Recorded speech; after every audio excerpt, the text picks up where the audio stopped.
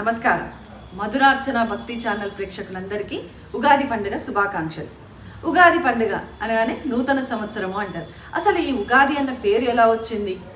ఉగాదికి ప్రతిసారి కూడా ఒక పేరు పెట్టుకుంటూ ఉంటాము. అంటే కొత్త సంవత్సరం రాగానే ఒక నామకరణం చేస్తూ ఉంటాం కదా, అదేంటో కూడా చూసేద్దాం. అయితే అసలు ముందుగా ఉగాది అన్న పేరు ఎందుకు వచ్చిందో చూద్దాం. యుగం, ఉగాది అంటే యుగానికి స్టార్టింగ్ అన్నట్టు. మరి యు అంటే యుగం అనేసి అన్నారు. గాది ఆది అన్నట్టు. యు ప్లస్ ఆది, ఆరంభం. యుగానికి ఆరంభం అనే అర్థం. మరి ఈ యుగాది కాస్త రాను రాను క్రమేణా ప్రజల మాటల వల్ల ఆ మాటల వైఖరిలో యుగాది కాస్త ఉగాది అయిపోయింది. ప్రతి సంవత్సరం కూడా ఉగాదికి ఒక కొత్త పేరు వస్తుంది. మరి అలాగే ఈ ఉగాదికి విశ్వావసు, శ్రీ విశ్వావసు నామ సంవత్సరం అన్నమాట ఈ మన కొత్త సంవత్సరం పేరు. మరి ఈ సంవత్సరం పాడి పంటలు ఎలా పండుతాయి, రైతులు ఎలాంటి సమస్యల్ని ఎదుర్కొంటారు, ఎంత మంచి జరుగుతుంది, ప్రకృతి ఎలా ఉంటుంది, అసలు ప్రపంచంలో ఏం జరుగుతుంది, ఏంటి గ్రహస్థితులు ఎలా ఉన్నాయి, ఏ రాశి వారికి ఎలా కలిసి వస్తుంది, ఇలాంటి ఎన్నో విషయాలను తెలుసుకుంటూ ఉంటాము. వేద పండితులు పంచాంగ శ్రవణం కూడా చేస్తారు ఈరోజు. కావున మనందరం కూడా అసలు ఉగాది పండుగ విశిష్టత ఏంటి, ఆ రోజు ఏం చేయాలి, పంచాంగ శ్రవణం ఏంటి, ఇవన్నీ వివరాలను తెలుసుకునే ప్రయత్నం చేద్దాం.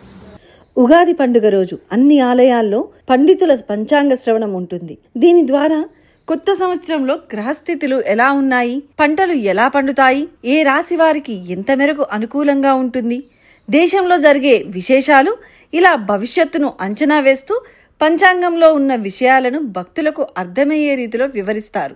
అంతేకాదండి, ఉగాది పండుగ వెనుక ఉన్న కథనాన్ని ఒక్కొక్కరు ఒక్కో విధంగా చెప్తారు. ఉగాది ఉ అంటే నక్షత్ర గమనం, జన్మ, ఆయుష్ అని అర్థాలు ఉన్నాయి. వీటికి అది ఉగాది అంటే ప్రపంచంలో పుట్టిన ప్రతి జీవి ఆయుష్కు మొదటి రోజునే ఉగాదిగా మారిందంటారు. అంతే, శుద్ధ పాడ్యమి నాడే కలియుగం మొదలైందని, త్రేతాయుగంలో ఉగాది రోజే శ్రీరాముని పట్టాభిషేకం జరిగిందని మరో కథనం. ఈ రోజే శ్రీ మహావిష్ణువు మత్స్యావతారంలో సోమకాసురుని సంహరించి వేదాలను బ్రహ్మకు అప్పగించాడని పురాణాల్లో ఉంది. మరి బ్రహ్మదేవుడు సృష్టిని మొదలుపెట్టిన రోజే ఉగాదని అంటారు. అయితే మన సాంప్రదాయంలో ఏ పండుగను చూసినా అది ప్రకృతితో ముడిపడి ఉంటుంది కదా. మరి మీరేమంటారు? తెలుగువారే కాకుండా మరాఠీలు కూడా ఈ రోజు గుడిపాడ్వుగా, తమిళులు తాండు, మలయాళులు విషు, ఇలా సిక్కులు వైశాఖి అని, బెంగాలీలు పోయిలా బైశాఖ్ గా జరుపుకుంటారు. ఉగాది పండుగ ఏ కోణంలో చూసినా ప్రకృతి ఆధారంగానే కనిపిస్తుంది. వసంత ఋతువు వచ్చిందని తెలియజేసే ఉగాది పచ్చడి ఒక ఔషధం. ఉగాది వచ్చేసరికి చుట్టుపక్కల ఎటు చూసినా, అంటే ఏ చెట్టు చూసినా కూడా లేత ఆకులతో పచ్చగా కనువిందు చేస్తుంటుంది. మరి ఆ సంతోషం కోయల పాటల్లో, నెమలి నాట్యాల్లో కనిపిస్తూ ఉంటుంది. వసంత ఆటల్ని చూసి మనసు పరవశించిపోకుండా ఉండగలదా? ఉగాది రోజు ముఖ్యమైన వంటకం ఉగాది పచ్చడి. షడ్రుచుల సమ్మేళనంగా చేసే ఈ పచ్చడి జీవితంలో జరిగే వివిధ అనుభవాలను సూచిస్తుంది.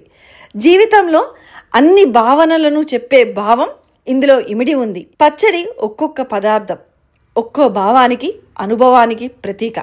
బెల్లం తీపి, ఆనందానికి ప్రతీక. ఉప్పు జీవితంలో ఉత్సాహం, రుచికి సంకేతం.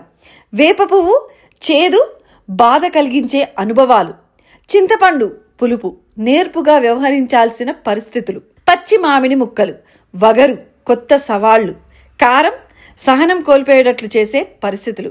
ఇలా ఉగాది పండుగను ఎంతో ఆనందంగా జరుపుకుంటాం.